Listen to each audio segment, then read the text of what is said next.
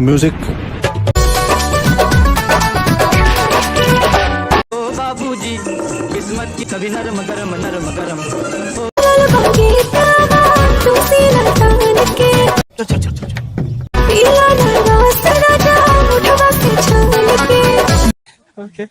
बरानी हो जवानी लुट जाए तो क्या बात कही आपने, जबरदस्त, मजा आ गया। आजू वाली रोटियां पलंग टूट जाए तो हम करते हैं प्रबंध, आप चिंता मत करिए।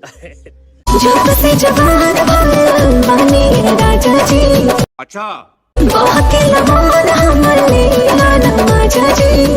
अब तो चस्का लग गया है। प्यार वाला यू खरी में धन फूट जाए तो जुवाली रोटियां पलंग टूट जाए तो उसको सांस तो लेने देवे। मन गई मुहूर्त रानी आज बात बात में। क्या बात है सर, क्या बात है। फन जाई बहुत और जवानी जज्बात में।